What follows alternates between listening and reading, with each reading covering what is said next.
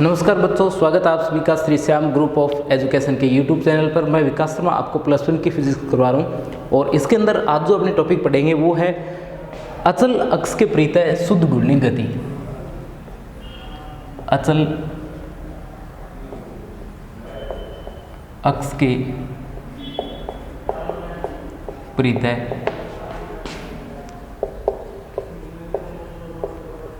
शुद्ध घूर्णी गति। ठीक है, अचल अक्ष के परितः शुद्ध घूर्णी गति जो है ये आज का अपना टॉपिक है। और इसके अंदर सबसे पहले अपने देखते हैं कि शुद्ध घूर्णी गति जो होती है इसमें क्या होता है। तो शुद्ध घूर्णी गति के अंदर अपना कण जो है वो कौन से पथ में गति करता है? वर्ताकार पथ में गति करता है।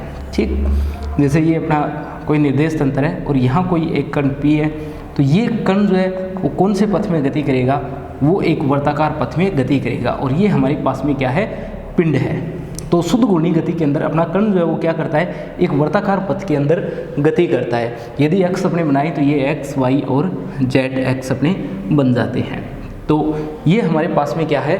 शुद्ध घूर्णी गति है, जिसके अंदर अपना कण जो है वो क्या कर रहा है? एक वर्ताकार पथ में गति कर रहा है। आपको ध्यान ये रखना है कि ये जो आपका पिंड है इसका प्रत्येक कण जो है वो क्या करेगा?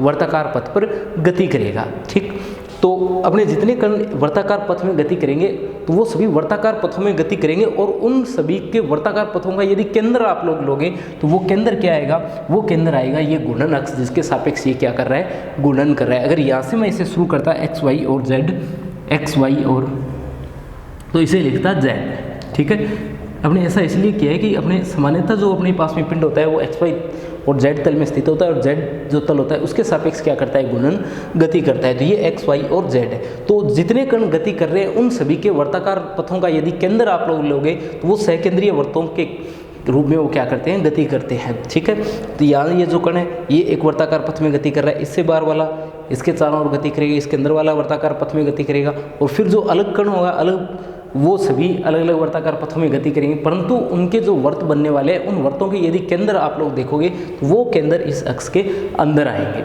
ठीक है, यानी जो घूर्णन अक्ष है उसके इनका तल क्या है? लंबवत है। ये जैसे इनका तल है, जिस तल में ये वर्ताकार, ये वर्त अब तो आपको सीधा दिख रहा है, ऐसे सीधा दिख रहा है, पर ये इस तरीके से है।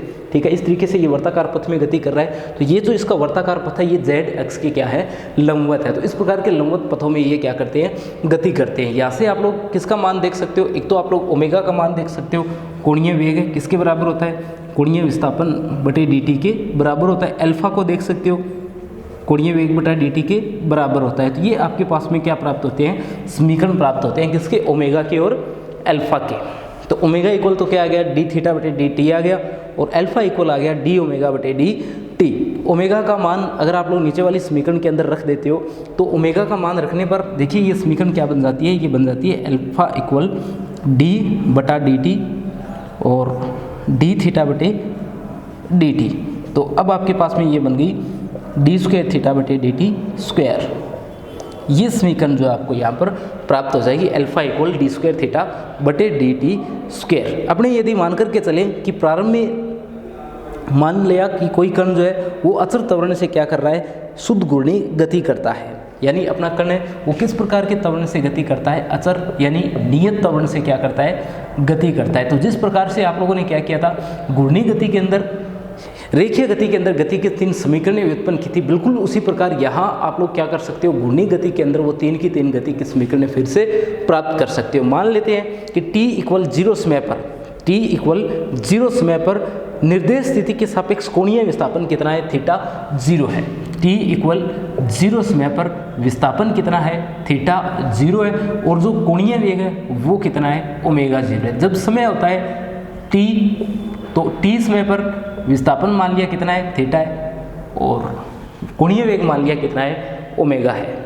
ठीक है, तो कोणीय विस्थापन और कोणीय थीटा के मान हम लोगों ने मान लिए, एक तो t इक्वल 0 समय पर और एक मान लिया हम लोगों ने t समय पर। सबसे पहले यदि हम लोग बात करें अल्फा की, तो अल्फा किसकी इक्वल है? अल्फा इक्वल है डी ओमेगा बटे डी टी के। यहाँ से डी ओमेगा का यदि मान देखो तो वो किसके बराबर आएगा? अल्फा डी टी के बराबर आएगा। इस समीकरण का आपको समाकलन करना पड़ेगा, तो डी ओमेगा और समाकलन अल्फा डी टी, इसका 0 से t तक होगा, और इसका होगा ओमेगा 0 से ओमेगा तक। तो इसका समाकलन तो ओमेगा बन जाता है और ये ओमेगा 0 से लेकर के ओमेगा तक जाएगा। अल्फ़ा बाहर है, इसका समाकलन टी हो जाएगा और 0 से टी तक जाएगा। सबसे पहले ऊपर वाली लिमिट रखोगे, उसके बाद में नीचे वाली लिमिट रखोगे और अल्फ़ा टी के बराबर आएगा। यानी ओमेगा किसके बराबर है? ओमेगा 0 प्लस अल्फ़ा टी के बराबर है। आई बात समझ में? तो इस तरीके से अपने क्या कर सकते हैं, समीकरण व्युत्पन्न कर सकते हैं। ये अपने पास में समीकरण क्या आ गई? Omega equal omega 0 plus alpha T. देखिए इसके साथ साथ मैं आपको जो बिल्कुल लास्ट आपकी बुक में आपको टॉपिक दिया हुआ मिलेगा कि रेखीय गति और कोणीय गति की तुलनात्मक अध्ययन यदि अपने करें तो उसको भी मैं साथ के साथ आपको बताता जा रहा हूँ। तो यहाँ भी जब अपने ये टॉपिक कंप्लीट होगा तो उसके बारे में आपको बताऊंगा कि रेखीय गति से हम लोग इसकी किस प्रकार से तुलना कर सकते हैं। तो हमारे पास में समीकरण क्या आ गई? Omega equal omega 0 plus alpha T समीकरण जो है वो प्राप्त हो गई है। आगे बढ़ते हैं और बात करते हैं सेकंड समीकरण के लिए। आपको पता है ओमेगा किसकी इक्वल होता है? ओमेगा इक्वल होता है डी थीटा बटे डी टी के। ये देखिए ओमेगा किसके इक्वल है? डी थीटा बटे डी टी के इक्वल है। तो यहाँ से आप लोग क्या लिखोगे? आप लोग लिखोगे डी थीटा। डी थीटा किसकी इक्वल है? ओमेगा डी टी की इक्वल है।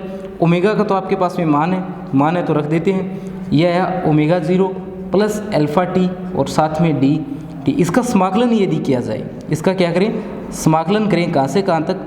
थीटा 0 से लेकर के थीटा तक।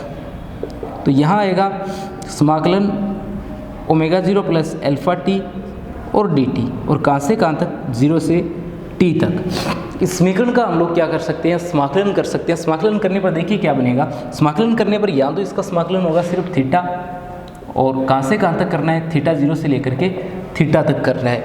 आगे बढ़े, आगे वाली टर्म का समाकलन किया तो इसका समाकलन क्या होगा? इसका समाकलन पहले मैं कर देता हूँ। इसका समाकलन होगा omega T plus alpha T square बटा 2 और लिमिट है इसकी 0 से टी तक। ठीक है, देखिए ओमेगा 0 कांस्टेंट था, डी टी साथ में आया तो सिर्फ समाकलन कितना बना? टी बना। ओमेगा 0 के गुणा में लिख दिया तो ओमेगा 0 टी बन गया प्लस अल्फ़ा टी। अल्फ़ा अपनी जगह टी का किया, टी स्क्वायर बटा 2 बना तो टी स्क्वायर बटा 2 मैंने लिख दिया। 0 से टी तक क्या कर दिया? इसका समाकलन कर दिया। अब आप लोग यहाँ से क्या लिख सकते हो? आप लोग लिख दोगे theta minus theta 0 omega 0 T plus alpha T square बटा 2। ये आपको प्राप्त हो जाती है यहाँ पर गति की दूसरी समीकरण। तो शुद्ध घूर्णी गति के अंदर आपके पास में गति की दूसरी समीकरण क्या मिलती है? Theta minus theta 0 equal omega 0 T plus half alpha T square बनेगी। यदि आप लोग इसे उस समीकरण के रूप में लिखना चाहो जो आपके पास में थीटा वगैरह के रूप में आई थी तो आप लोग इस समीकरण को इस रूप में भी लिख सकते हो। Theta equal theta 0 plus omega 0 T plus half alpha T square. ठीक है, ये गति की दूसरी जो समीकरण आई है उसके तुल्य समीकरण है। Theta equal theta 0 plus omega 0 T plus half alpha T square. तो इस तरीके से अपने क्या प्राप्त कर ली है? गति की एक अन्य समीकरण को प्राप्त कर लिया। अब देखिए गति की तीसरी समीकरण प्राप्त करने के लिए अपने क्या करेंगे? जो आपके पास में गति की प्रथम समीकरण आई है, गति की प्रथम समीकरण का आप लोग क्या कर दो? अगर वर्ग कर दो। आपके पास में गति की प्रथम समीकरण है समीकरण 1, समीकरण 1 का क्या कर दें? वर्ग कर दें। समीकरण 1 का वर्ग करने पर, तो समीकरण 1 का यदि वर्ग कर दिया जाए तो देखिए क्या होगा? ये समीकरण 1 है, इसका वर्ग करें ओमेगा स्क्वायर और किसकी square? Omega 0 plus alpha T की होल स्क्वायर। तब आपके पास में बनेगा omega square omega 0 square plus alpha square T square plus 2 omega 0 alpha T. क्या बना आपके पास में? देखिए फिर से omega square equal omega 0 square plus alpha square T square plus 2 omega 0 alpha T. यहाँ से यदि आप लोग कुछ कॉमन लेना चाहते हो तो आप लोग यहाँ पर जो 2 अल्फ़ा है उसे कॉमन ले सकते हो। ये जो है यहाँ से इस 2 को और अल्फ़ा को कॉमन ले सकते हैं। देखिए क्या बनेगा? Omega square equal omega 0 plus 2 alpha. Common लिया मैंने 2 अल्फ़ा को, तो यहाँ बनता है ओमेगा 0 टी। क्या बना? ओमेगा 0 टी प्लस अल्फ़ा से तो अल्फ़ा कैंसिल और 1/2 अल्फ़ा टी स्क्वायर। एक अल्फ़ा कैंसिल और एक अल्फ़ा आपके पास में बच गया है। मल्टीप्लाई करके देख लो फिर से वो बनता है क्या? तो ये बनता है 2 अल्फ़ा ओमेगा 0 टी प्लस 2 से 2 कैंसिल अल्फ़ा की square alpha square T square आपके पास में बन जाता है। ये जो आपके पास में समीकरण 2 है, समीकरण 2 देखिए ये समीकरण 2 है, यहाँ से आप लोग मान रख सकते हो। तो ये बनता है omega square equal omega 0 square plus 2 alpha theta minus theta zero. और अगर प्रारंभिक कोणीय विस्थापन जीरो होता तब आपके पास में समीकरण बन जाती omega square equal omega zero square plus 2 alpha theta. ठीक है, तो ये आपके पास में समीकरण प्राप्त हो जाती है, समीकरण नंबर 4। तो आप लोग देख सकते हो कि जिस प्रकार से जो आपके पास में सामान्य गति होती है उसकी समीकरण होती है, उसी प्रकार से आपके पास में जो घूर्णन गति है उसके अंदर भी समीकरण प्राप्त हो जाती है। तुलना करके देख लेते हैं, आपका टॉपिक भी है बिल्कुल लास्ट, तो यहीं पर कंप्लीट हो जाएगा वो। तो तुलना करके देखें समीकरणों की, तो रेखीय गति के अंदर आपने प्राप्त किया था v बराबर u प्लस ए टी, यहाँ आपने प्राप्त किया है omega equal omega zero plus alpha T. ठीक है, प्राप्त किया है आपने। देखिए यहाँ अंतिम वेग v था, तो कोणीय गति में अंतिम कोणीय वेग ओमेगा है। यहाँ प्रारंभिक वेग u था, तो यहाँ प्रारंभिक कोणीय वेग कितना है, ओमेगा जीरो है। यहाँ नियत त्वरण a था और यहाँ नियत कोणीय त्वरण कितना है, अल्फा है। तो जिस प्रकार से रेखीय गति में त्वरण a होता है उसी प्रकार से कोणीय गति में त्वरण अल्फा होता है। जिस प्रकार से रेखीय गति के अंदर वेग v होता है उसी प्रकार से कोणीय गति में वेग ओमेगा होता है। आगे देखिए, ये तो फर्स्ट समीकरण की तुलना होगी। सेकंड समीकरण अपने लिखते हैं s बराबर U T plus half A T square, ये लिखते हैं। यहाँ देखिए ये जो समीकरण आपके पास में लिखी गई है, या इसे भी देख सकते हो आप लोग, theta equal theta zero plus omega zero T plus half alpha T square. फिर से देख सकते हो आप लोग तुलना करके, जैसे ये समीकरण है उसी प्रकार से ये समीकरण है। ये रेखीय गति में, ये घूर्णन गति में। ये थीटा जीरो ज़्यादा फर्क नहीं डालेगा, क्यों? क्योंकि ये आपके पास में प्रारंभिक कोणीय स्थिति या कोणीय विस्थापन है जो कितना है, थीटा जीरो है। और यहाँ अपने प्रारंभिक जो लेकर के चलिए वो जीरो लेकर के चलिए कि अपना पोजीशन उसकी जो है वो मूल बिंदु पर है। ठीक है, तो इसी तरीके से आप लोग इसे देख सकते हो, ये थीटा जीरो और ये थीटा है। तो जहाँ आपकी विस्थापन ऐसा है तो कोणीय विस्थापन कितना है, थीटा है। जहाँ ओमेगा जीरो है वहीं यहाँ पर क्या था, यू था। टी तो सेम है। इसी तरीके से यहाँ देख सकते हो ए है तो इस जगह क्या मिलेगा आपको, अल्फा मिलेगा। तीसरी समीकरण को देखो, omega square equal omega zero plus 2 alpha theta minus theta zero. जिस प्रकार से रेखीय गति में वी स्क्वायर बराबर you square plus 2a S था, एस की जगह ये वाला विस्थापन, ये ए जो अल्फा की जगह और यू की जगह ओमेगा जीरो और वी की जगह ओमेगा। तो आप लोग देख सकते हो जिस प्रकार से रेखीय गति के अंदर आपके पास में टर्म होती है उसी प्रकार से कोणीय गति में भी क्या होती है, आपके पास में टर्म्स होती हैं। जैसे उसके अलावा भी तुलना आपने कर चुके हैं, बल आघूर्ण वगैरह की तुलना कर चुके हैं। जैसे बल आघूर्ण कोणीय गति में होता है उसी प्रकार रेखीय गति में बल होता है। ठीक है, जैसे कोणीय गति में कोणीय संवेग होता है उसी प्रकार से रेखीय गति में क्या होता है, संवेग होता है। तो इस तरीके से आप लोगों ने क्या देखा है, किसी अचल अक्ष के परितः शुद्ध घूर्णी गति की समीकरणों को व्युत्पन्न किया है। आगे बढ़ते हैं, नया टॉपिक शुरू करते हैं। इसमें नया टॉपिक अपना है अचल अक्ष के परितः घूर्णी गति में बल आघूर्ण द्वारा किया गया कार्य। यानी यही टॉपिक है, बस आपको क्या करना है, अलग अलग आपको करना है, बल आघूर्ण द्वारा किए गए कार्य का मान ज्ञात करना है। तो देखिए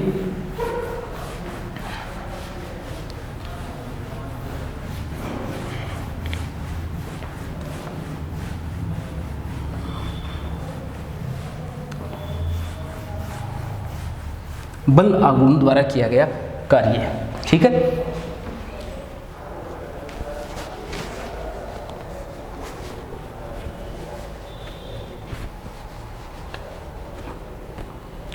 अपना टॉपिक है अचल अक्ष के परितः, अचल अक्ष के परितः, अचल अक्ष के परितः घूर्णी गति में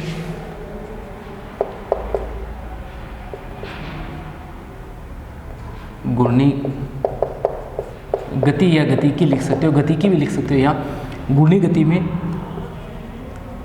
बल आघूर्ण द्वारा किया गया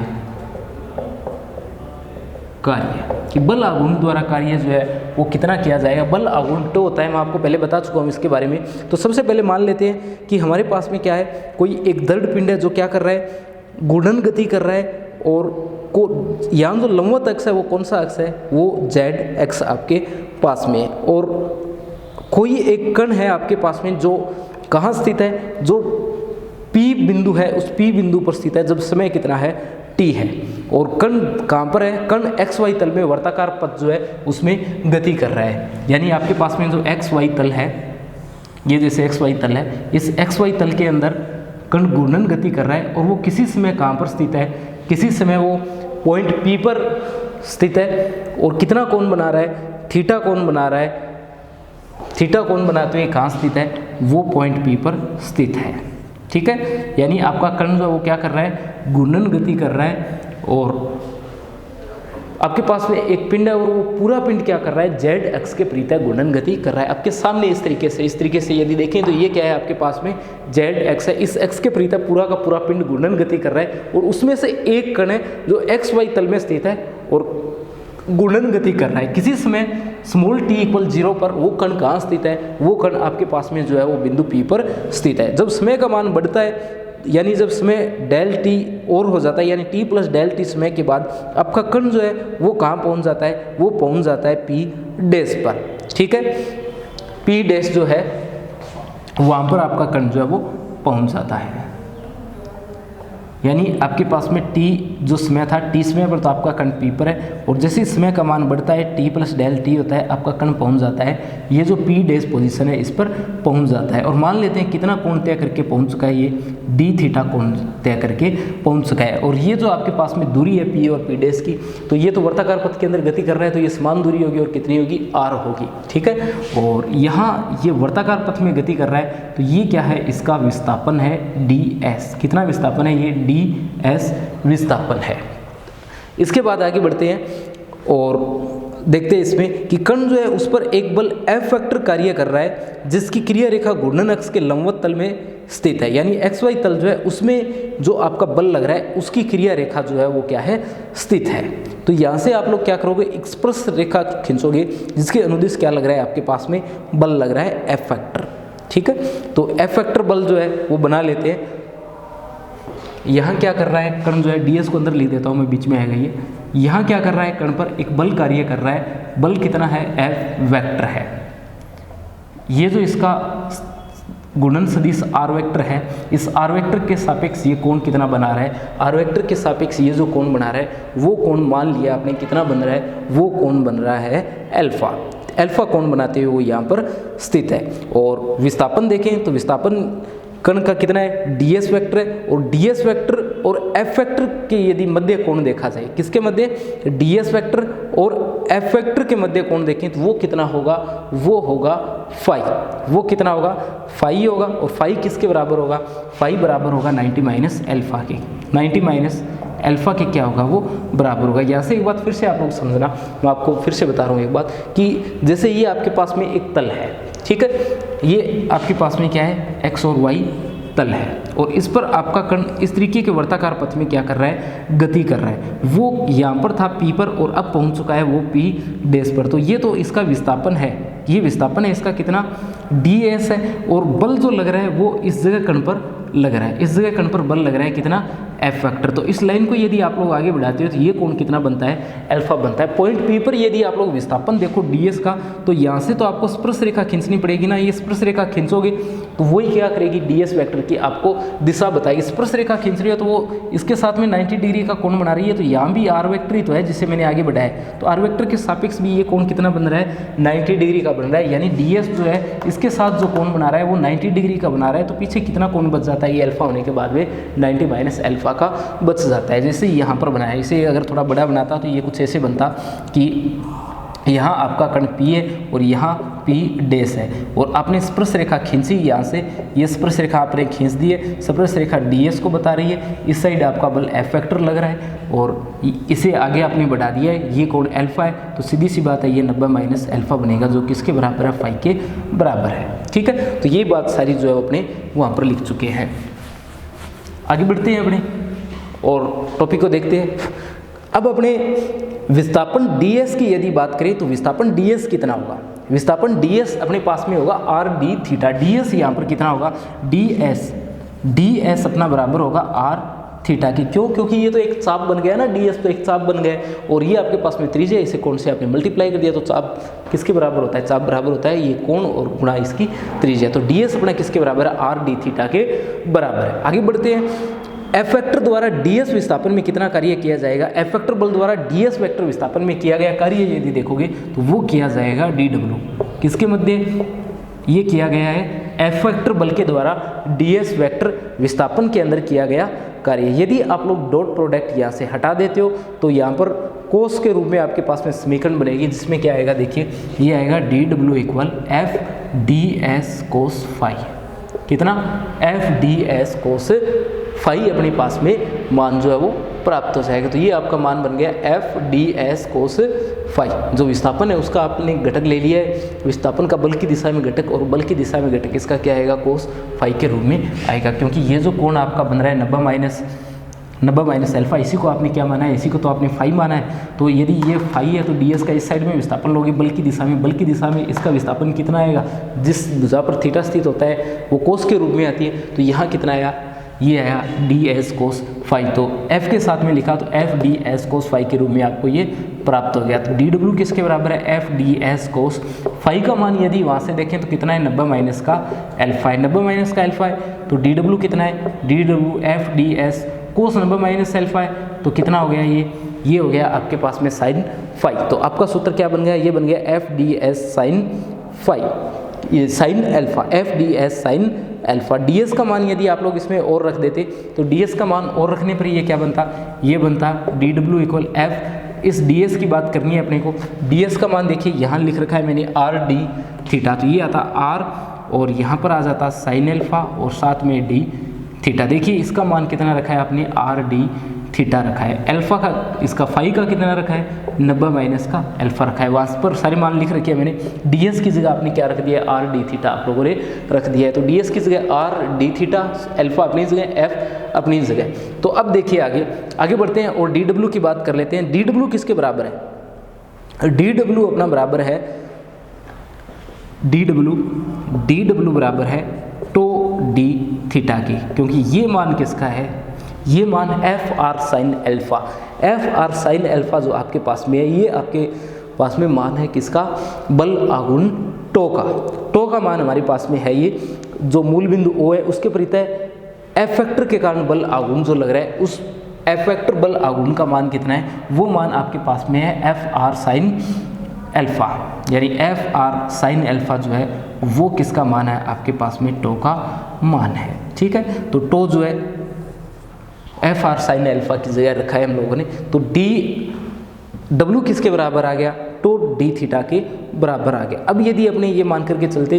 कि अपने तो पिंड है, पिंड में बहुत सारी कण है और उस पर अनेकों प्रकार के बल जो है वो क्या कर रहे हैं, कार्य कर रहे हैं। अब अगर बल बहुत सारे कार्य कर रहे हैं तो आपके पास में बल आघूर्ण कितने आएंगे, आपके पास में कुछ इस तरीके से आएंगे, टो 1 टो 2 टो 3 और टो n, इस तरीके के बल आघूर्ण आएंगे। अगर ऐसा यहाँ होता तो dw कितना बनता, ये बनता tau 1 d theta plus tau 2 d theta plus tau 3 d theta, और ऐसे करते करते कितना आता, ये आता टो n डी थीटा, और जिससे dw आपका कितना बन जाता, ये बन जाता टो 1 टो 2 टो 3 और लास्ट में आ जाता टो n और साथ में d थीटा। अब ये जो मान आपके पास में है ये बना dw equal tau d theta, कितना बना, dw equal tau d theta बन गया है। और ये टो जो आपके पास में ये कुल बल आघूर्ण आपके पास में है, और